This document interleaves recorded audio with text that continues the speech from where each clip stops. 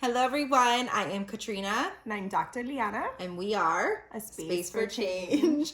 Welcome back to our channel. We are so excited to have our first official video. We've got some pretty good topics lined up for you all. Yeah, some heavy, but you know what? Good topics nonetheless. Yes, important topics. Important. And one fun.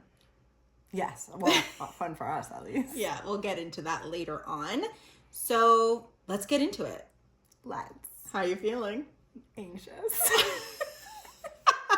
Anxious? Yeah. Tell me more. Well, I'm not a natural at this. So this is obviously new to me, new territory. Right. They don't really prep you for this when you're getting your master's and doctorate, right? This wasn't part of the curriculum. Right. Totally. This is new territory. So this ring light is wild. And knowing others will probably be seeing this, well, hopefully, right? Seeing this and hearing this gives me anxiety, a topic we cover pretty much every session, I'd say. Every session. Yeah, that comes into the therapy room one way or the other. 100%. And into our daily lives, honestly. Yeah, I mean, I think it's to some degree. Yeah, I think it's something that every single individual experiences. Yeah, definitely. At some point or another, on one end of the scale to the other. Absolutely, unless like you're a unicorn. I've never met you, right? So there's that. But There's that. So it's good to talk about it, and Yeah. I'd say normalize it. Hopefully, Yeah. if you're hearing this, it could validate you to know you're not alone in this, because I think when you're going through it, or some people internalize it, you're not aware of like, oh, it's so common. Yeah. Yeah, I think that's something I probably say in every session is like, you are not alone in this. Love that. Same.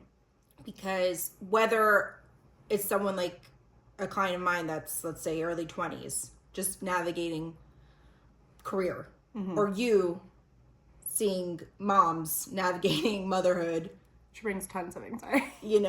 and having a partner, this, that, and the other, it's still anxiety. It just looks a little different. Exactly. And I think that's great to talk about as well, how, it could kind of evolve and grow and look in different ways, but everyone has it to some degree, as you mentioned. And also the scale which someone experiences it. Like, you and I experience anxiety very differently.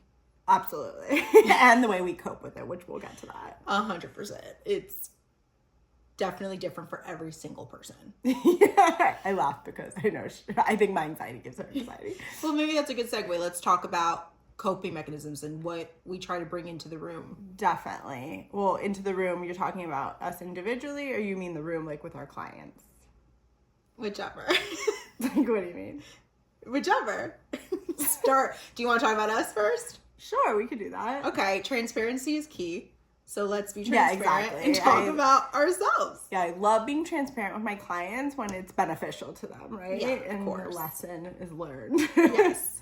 So, again, we experience anxiety completely different. So for me, I internalize, I keep it bottled in. Yes. Until I either just cry or She hits a breaking point. scream. But everyone knows I get quiet, and that's when Be scared. Like something's Something's going on. It's on the awry. radar, Right. And that's time. Also, we could have so many segues, but a good time for your support system to check in with you. Right. Not that's their responsibility, No. but that's what support is exactly. for. To know to some ourselves. degree with boundaries. Yeah. Just like with you.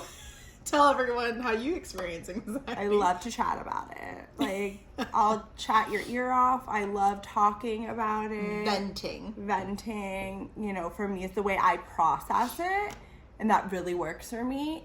But I respect that if it's too much for my support system, as my sister's my number one go-to. My sister, my husband, my mom, I would say are my top three. Until my daughter's old enough, she probably will definitely be one of them. I feel like you low-key vent to her as well. Yeah, sometimes I'm like, mommy's stressed right now. But, so I respect their boundary too. If it's too much, I think you do a good job of being like, you're a lot right now, you need to just stop talking. You're saying a lot, Yeah. Like, let's put that on pause and let's breathe and de-escalate this pretty much. 100%. So, yeah. So you internalize. I talk about it, vocalize it. And I'm not saying one's good or bad. I think they both have pros and cons. Oh, totally. You release it while I'm letting it fester. Right, so we just need to find that balance, right? That's what it's all about, is finding just that path to release, communicate, right, and work through and it. that's what I encourage my clients to do. Right. So, which is always so funny because I always find myself saying one thing to my clients and doing Yes. Speaking of transparency, I always tell them, like, I need to practice what I preach a little bit more. Oh, yeah. You know, like, and to remind them I'm human as well, because That's nice. Sometimes it is, that's nice, because sometimes it is, you know, you get caught up in the moment of life and you're like, oh, I know what I need to do, but it's one thing to know. I always say as well, it's easier said than done. Right. Like, I can sit there and preach it to them, but I'd be a it hypocrite takes practice. if I didn't acknowledge. Yeah, it takes time and effort and practice. Yeah. I mean, yeah. It's tough out there. It really is. No, but it is just so interesting how that topic comes up every session. Mm-hmm. And sometimes they're not even aware that that's what it is. Oh, right. I love when I'll get clients will be like, I'm fine today. And then, you know, they start the once session. they start venting, processing their week. Yeah. I just saw a meme about that. Therapist starts the session, how are you? And then client patient says, I'm good. And then for the rest of the hour is reporting on how they are in fact not good. It's so funny. I related to that. Yes, that is relatable. So I'll send it to you. Definitely. That's another thing we do, is send memes all day. But not memes. What do you call that? Memes? Oh, it is meme? Maybe it was just saying something. That's a meme. Oh, okay. My Like dinosaur. an image with text on Okay, it. I didn't know if it was whatever. Anyway, She's an elder millennial. I'm a younger millennial. That's irrelevant. The point is that, right, so once you start talking it through and not internalizing it, that's why therapy is so important. It gives you that safe space. Just a different to perspective. Go ahead and, get in there, and you learn so much about yourself. It's not just like the techniques or homework, right? It's just having a moment for you to sit there and just some reflection. Be able to talk about it and reflect on it. So you want to talk about coping mechanisms? Yeah, let's get into it. Okay. You want to start, or? Yeah, sure. So I think my go-to, there's definitely not a one size fits all, and I'm every day I learn that. Yeah. But my go-to is always decatastrophizing. You know, it's a tongue twister. Yeah, I always sound like an idiot when I say decatastrophize. Yeah, it took me a minute to learn it. And to how to spell I'm big on that one, regardless. But basically, so decatastrophizing, which I wrote a blog on it. You could find it on aspaceforchange.com. There you go. So basically, decatastrophizing, that's where you really have to practice having that conversation with yourself, where you are taking the steps to essentially de-escalate or decatastrophize. So what does that look like, right? I say de-escalate. So let's say you're experiencing something that's just completely overwhelming you, the hamster wheel's going. I know, I wish we had an example. But... And there's no point of return because you've already gone into the negative thoughts. You've gotten off the deep end, you know, right. your mind took immediately you're at worst case scenario. So I always start with, okay, tell me, what is the worst possible outcome here? Right. And they tell me, okay, what is the best case scenario here? What's the best possible outcome? They tell me. And then I ask, what's the most realistic? Right. So what I encourage them to do on their own, because obviously I'm only with them once a week if then, is to practice this. So in the moment, they're able to have that conversation with themselves where they break it down. So by the time they get to most realistic, they have calmed maybe their heart rate, their breathing, they're no longer sweating, however their anxiety manifests, and they're able to just be logical. Right, because it's so easy to go to that darkest place, right? That worst case scenario. I know I do it. We've all been there, I think, at some point when things, like, emotions take over and they get heightened. So definitely that's why I love this one. Yeah. So that's my go-to, I think. And it seems to be working for my clients. I mean, clients let me know. Same, exactly. And they'll be like, I thought of you. And I'm like, okay, I love that one. You know, a homework assignment or a technique really it clicks. Works. Something works, yeah. And I like to practice that one myself. And I've been totally practice what you preach. I try to do that lately. Yeah. I think I'm getting better at that.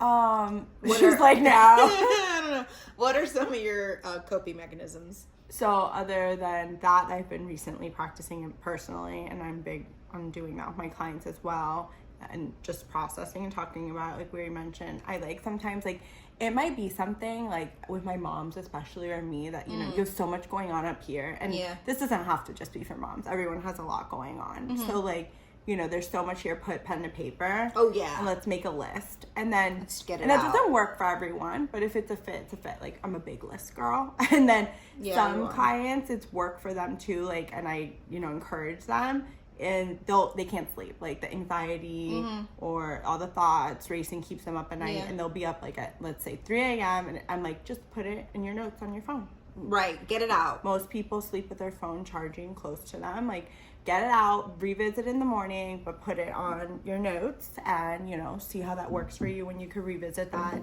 idea, that thought that's keeping you up at night the next day. And I know that's big for me, and I do that as well. So that's one of them. Making a list, prioritizing, like, same goes with like the de-escalating, and like prioritizing, like, okay, you just threw 3 things at me that are overwhelming you. Let's prioritize and break it down to like priorities. So, you know, you could be effective and efficient in what, you know, like needs to get done first. And then that'll clear your head and create some clarity for you. 100%. I love that. I think any others? I mean, I like to introduce like progressive muscle relaxation. Yeah, you're big on that. You're good at doing just that. Putting your focus and your energy elsewhere. And by the time you go through the steps, if you will, you just kind of relax yourself. And for some people, even for myself, it's like, I found ways, obviously I can't do a full script of progressive muscle relaxation inside Publix when I'm overwhelmed. Or you could. Well, no, I found I don't think so. There's no time. In your car. But I find ways. So it's like either I'm scrunching my toes, or I'm like scrunching my fingers like this, or deep breath, holding it, releasing it, whatever. You find what works for you. Right. And that little moment to just take a breath and just release it calms you down. And then you're able to be like, okay, is this even like important? Right. It gives you a moment to take the focus off that. And then just to pause. You know, I didn't think I was big on that, but now that I think of it, you do it. I do it, the deep breath. And that is a trigger for some people, and it's a form of it for others. Like that. Like, what do you mean a trigger? Like, I find clients tell me that if they take deep breaths or take moments to breathe, that they're like, that's a trigger. Wow. People have told them to not say that. One has so told me I've that. learned that that's not a fit for everyone. That's so interesting. So, I know meditation is not a thing. It's not a thing for me. No, for me but either. Breathing, yes, like, that's a little like, I don't like different, if I'm told to take a breath or to take 10. Oh, right. boy. So that just wasn't a fit. There you go. That's something okay, that I didn't consider. right? Thank you. So, you know, that's why it's really important to have these conversations, and like journaling, for instance, which that could be a topic for another day. That's not a fit for everyone, but I'm big on making that a homework for my clients. But going back to what you said, the deep breathing, especially I found myself doing it pregnant with my second child, my son. Oh yeah. I was like, okay, you know, you're always thinking of, okay, I can't get anxious, you know, I have to be very cognizant of his health and on my own. And I find myself doing a lot of that when I was pregnant. So I recall you doing that. Yeah. So yeah, I love that. Just breathing. Just breathe. It's important to breathe. Ariana Grande said that in a song, didn't she? I love that. I think so. Anyways. Yeah, I don't remember the words. I'll spare you me singing, but yeah. But that's good. Oh, I love this little chat.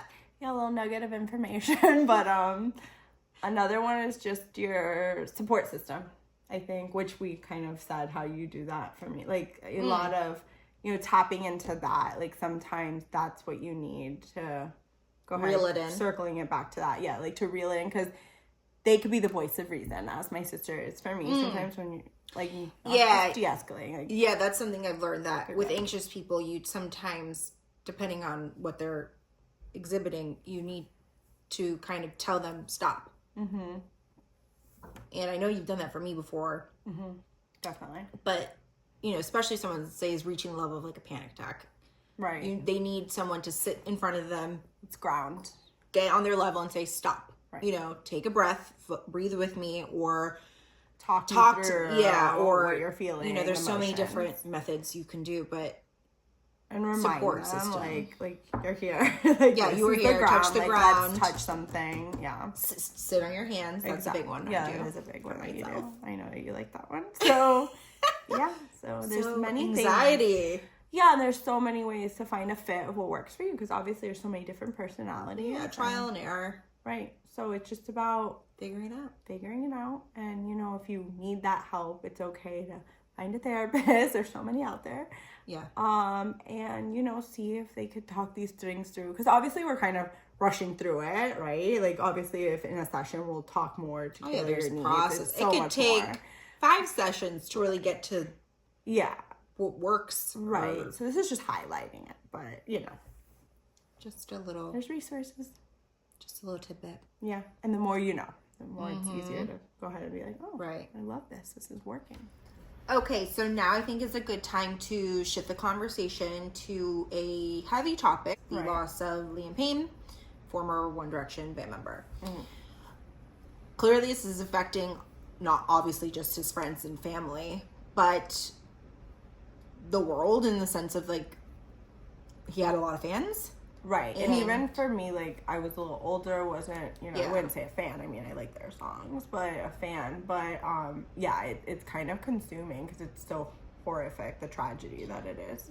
Let's talk about it in the sense of what we know, which is from reports and everything, we know that there was some erratic behavior, clearly some substance abuse. We know from just history that kind of lingered throughout his time in the media and stuff. Right, recently. So, more so than ever, I think I read too. Right. So, I guess that's something that we can talk about. Right. And obviously, there was something going on there to some extent, abuse of substance abuse. And I don't know if he had a support system or if anyone, I would say people are aware of it, if we're aware of it, if it's in the media. I don't know who he was. And that's a good point. Surrounding himself with. Right. That's exactly where my mind went. Because initially I said, well, where's the treatment team? Where's the support system? And then I had to pause and say, okay, this is where I think in the both and, which is where was the support? Where's the treatment team? All that. But also, who knows how long this has been and the depth of it that we don't understand. Right. That perhaps the support system said it's out of their hands. Right. Because that's important for us, even as therapists, to check our biases. Because it's easy for anyone, it's human nature, to go there, right? Based on what you think and the way you look at the world. But then we're trained to, like, check in with that at all times and not go to that place. So that's a good example of how I know I had to do that as well with this certain scenario. Right.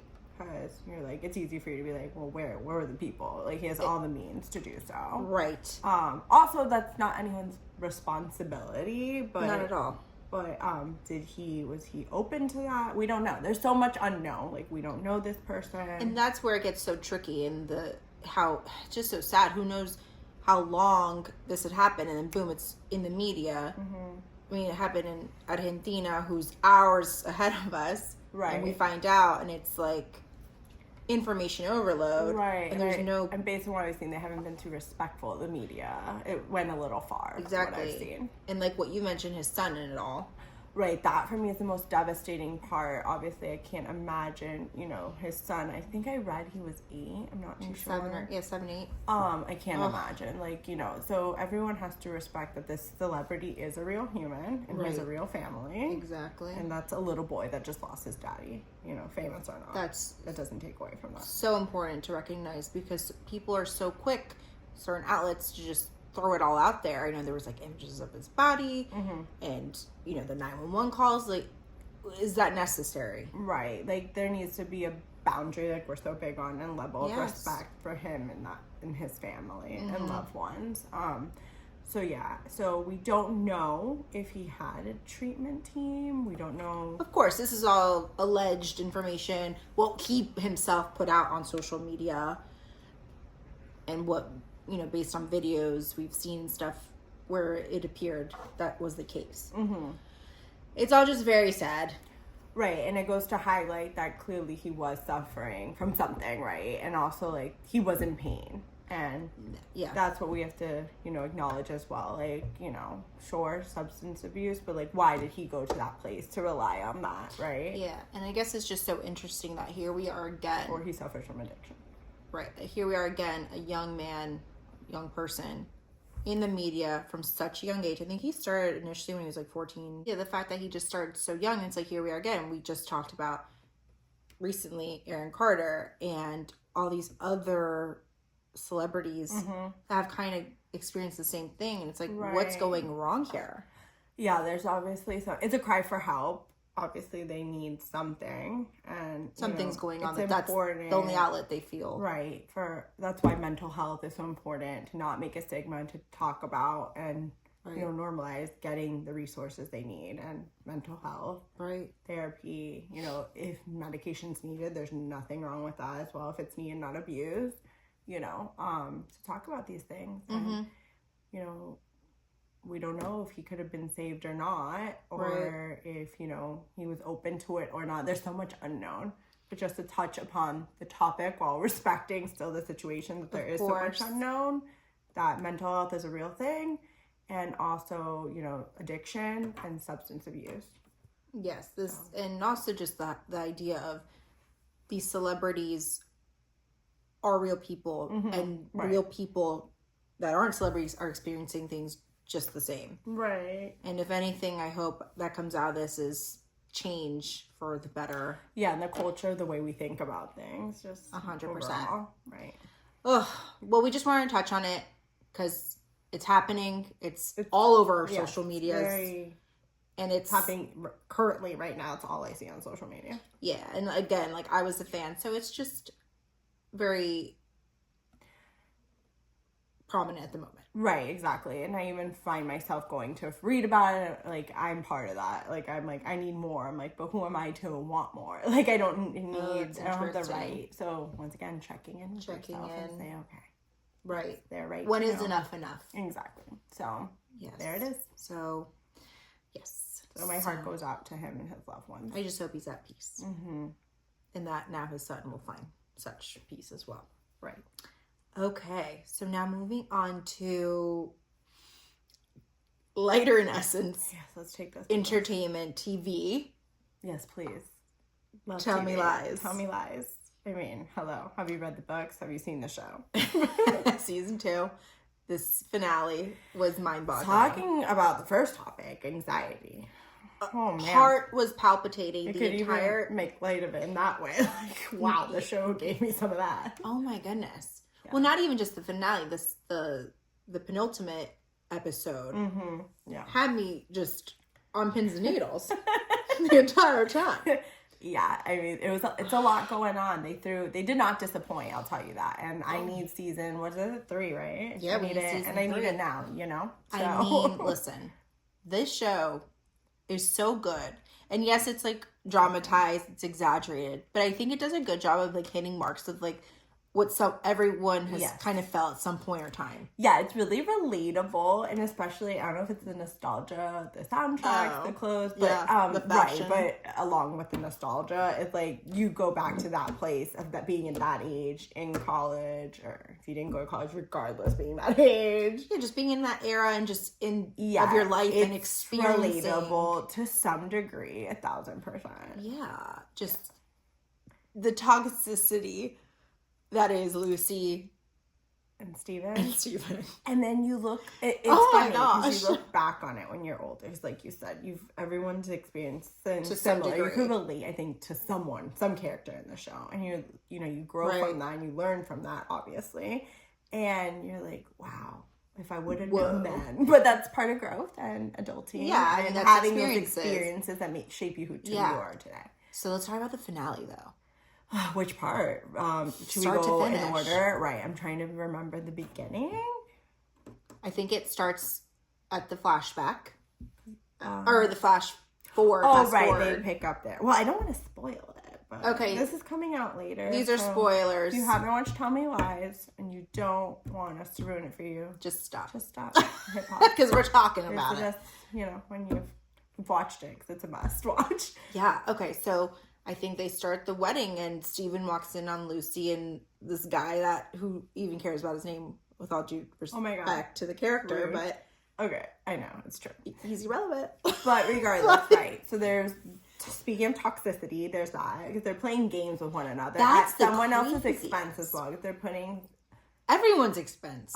This girl's boyfriend in the middle of it, you know, and he's not clued in on it. So that's, you know, not being honest. Well, aside from honest, not being a good person. Like, you're not caring. Well, I mean, from start to finish, they are not, and some can argue he is narcissistic, I think, to the T. Steven? Yeah. 1,000%. Right. But what I'm saying is, so some could argue that he has this influence, in essence, like manipulation over Lucy. Mm-hmm. But you could argue, I could argue, she falls into that just the same. Yes, it presents differently. The game as well, meaning she's doing the same narcissistic traits. You mean? I agree. I wouldn't disagree. Right, like I don't. Think and I'm a girl's girl. Don't play me for that. Right, but I think she's just as guilty. Yes, they both do things like. I mean, hello. She sent the text, and yes, he obliged. And then we all know what happens later in the episode. Right. So there's that. It's just nuts. There's that. There's that toxicity, and this goes on for years, and. Yeah, so there's that. I don't want to label it as anything other than toxicity because both are playing the game. You know, it's not like it's abuse, emotional abuse on one end or the other because they both play a role in it. Yeah. That could be a thing as well. Yeah, no, not in this case. At least but toxicity at its best is the textbook example of that. Yeah. And it goes to show you that how unhealthy that relationship is. So unhealthy. And it just also, it's interesting though because I think the fast forward is like 7 years later. And here they are again in the same cycle. Yeah, they haven't lived and learned just yet. Yeah, they haven't gotten it together. In the thick of it. So that's interesting. And then we have all these other characters, right? Right. So let's talk about I think the open marriage with the affair maybe. Okay, the professor and Marianne. So the girl, Bree, the character, thought they were having an affair. That's an interesting, because I've seen a lot of dynamics mixed, going on. And I've also seen on, like, social media mixed reactions. I actually haven't seen any, so it's clue us in. Yeah, okay. So, if you've seen the show, or even if you haven't, so, this character, Bree, is in what she understands is an affair with a professor, not hers, but a professor she meets, who happens to be the husband of her professor, Marianne. Yes. And she's engaging what she understands is an affair. Ultimately, it manifests in him telling her he loves her, which was wild. But neither here nor there. And then come to find out, it's not an affair. He's in an open marriage. The wife knew all about it all along. And this poor girl wasn't aware, so poor girl. Well, she played a role. Obviously, she was having an affair in her mind, but also then now there's a manipulation. So then she now flips it and is upset. Almost what you would assume the wife would take on the role. She takes on the role of betrayal, manipulation, distrust, all those things. Well, also, and 2 adults she trusted because that is her professor. So yeah, she was betraying her, but she trusts her as well. No, 100%. But so that's where what I've seen on social media is the mixed reactions is like, who's in the wrong here? Everyone. Agreed. Now, let me ask you this. Do you agree that what was done to her, Bree, is wrong? 1,000%. Okay, I do too. Because, and I will tell you why. Because it was 2 adults and she's a child. Isn't she like 18, 19? She's of age, but she's young. She's not drinking age. So let's call it 1920. Not America. She's young, right. So she's young compared to them. They're she's in their 40s, a college student. I think. Yeah. Right. I mean, 2 adults were in on this and made a pact that they both gave consent to. Yeah, she should have been in the loop. And she should have been communicated, because I'm so big on that. Communication, obviously, is a therapist. Let her have that choice. Exactly. And where the choice matters. Where the miscommunication, where the controversy is, what I've seen people say is like, she's upset because she wasn't in the loop of it being an open marriage, but she was willing to have an affair. Well, yes, in some ways, she thought this was a 2-way relationship, when in fact it was always a 3. Right, exactly. And that's where she felt so passionately about, like, Right. And the distrust and all that. Yeah, he betrayed Okay, her. I was just curious if we were on the same page. That's me.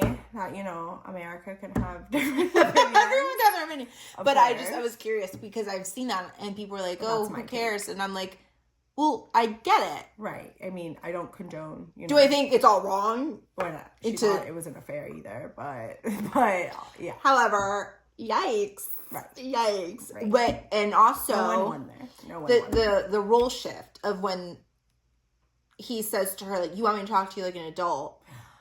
My jaw dropped. Right. I was like, oh, there he is. To see that dynamic. Yeah, there He's like, okay, when he's sleeping with her, it's fine. Did you just yawn? I'm tired. I'm boring her. No, she's a mom. Mom of two. So, yeah, the role shift, I was like, oh, there he is. Yeah, that was crazy. That made me more mad than anything, I have to tell you. Yeah, that was the way he spoke to her. See. And honestly ridiculous. So that got handled, right? She kind of told them both off. Well, who keeps texting her in the future? I was talking about with a friend. That's what we want to know. Is it him all these years later? 100%. My bet is yes. Because he said, I love you. So that, I don't know. We'll see where that goes. Stay tuned for season 3. We will be chatting about it. I need to know. But, what else? Oh, Wrigley. Let's talk about, Andrew. talking about circling back to mental health and substance abuse. They're two brothers that were each suffering or in from this depression. case, substance misuse. Yes, exactly. And that you're right. Thank you for the correction. But well, in some ways, you can agree, right? But specifically to what happened. So they were each suffering from depression. Correct me if I'm wrong. Yeah, from the season one situation that happened season 1, and they decided to go out drinking together. They hadn't seen each other in some time. He got injured with football. He had an accident on a balcony or something. And he was given pills, and he was misusing, as you said, while, drinking. Mixing, and it led to the death of his brother. So, oh my gosh. Which that was simply heartbreaking. Very heartbreaking. And because they had just made up. Right. And it was just to highlight once again, because he had been suffering with depression, he was using alcohol. Yeah.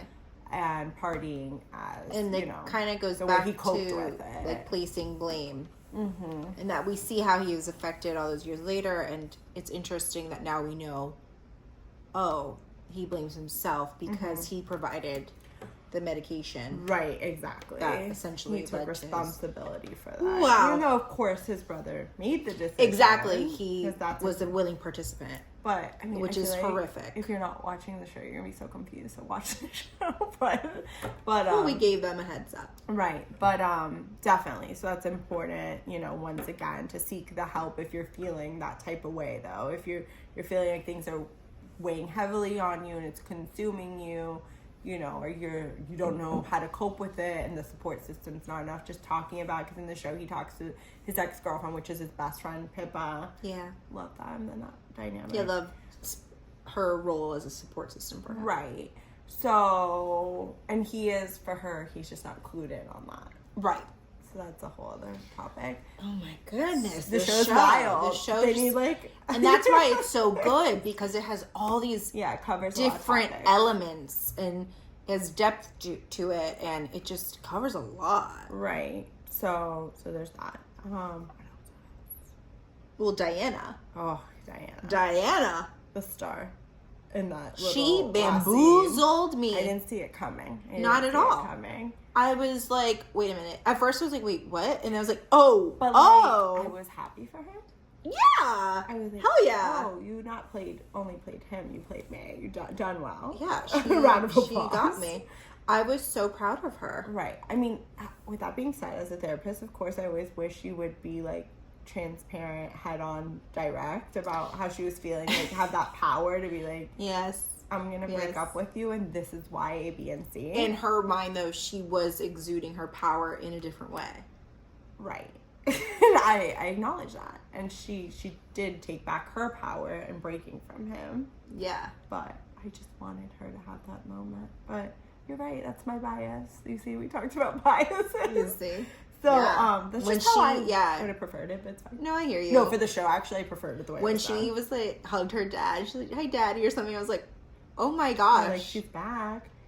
That was wild. LSAT score. LSAT. LSAT. Can you talk? Did I say L? I don't know what you said, but it's an LSAT. C-A-T. She's trying to be a lawyer. Whatever. Anyways. Not whatever, but I'm fried. It's late. We're recording this late. But anywho, point is, she won. that was gold. No, cinema. And it was interesting the way, just like a male and female figure. She's like, you knew I had to make him think it was his idea, Daddy. Right. Because Steven is a narcissist, and she clued in on that. Right. And knew. Which is also interesting because he runs to Lucy and he's like, you know me at my worst, what have you. But Diana literally knew him at his worst. Exactly. She just played the game. Yeah, he didn't know that. And she's like, I gotta go. I'm done and this with is the I'm best tapping out way of this. for me to go. Right. Because And especially with getting it, wow. out of it clean without him knowing his little Yeah, because secret she that knows what knew. he's capable of. Exactly. And she probably saw, So much. look what he did to Lucy. He could do it to me, and I can't have that. I'm trying to be a big time attorney. Right. So let's see what season 3 brings. But there's a lot of topics. Oh my goodness. Definitely a lot. And just being that age, so much is going on. You feel things so deeply. Yeah, I feel. and you're learning, about yourself and how to, you're transitioning to your now adulthood because some are like seniors about to graduate. Yeah. There's a lot of elements in life going on. It's just a really good show. Yeah. Those people. Yeah, and have done an incredible job. Relatable in a way, whether you're there now or you've been at that point. I think Yeah. in some way. I love it. So definitely. Sorry if you haven't seen it. Sorry, but go watch. Go watch anyways. Read the books, but for once, I'd say the show is better than the books. And I normally don't say that, but in this case, Agreed. They did a phenomenal job. Could not agree more.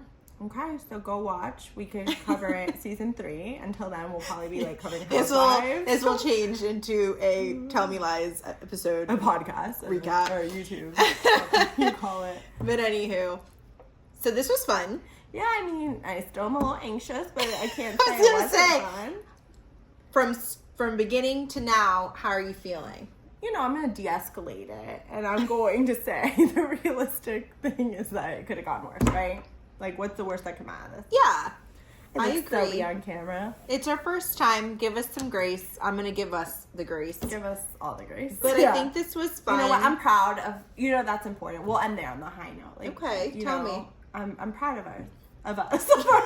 She needs to go to sleep. I'm proud of me. I'm proud of you. I'm proud of us. No, we did it. Because, it's not easy to do this with this crazy ring light and putting No, us out especially there like we're for figuring this strangers out to see on and our hear. own.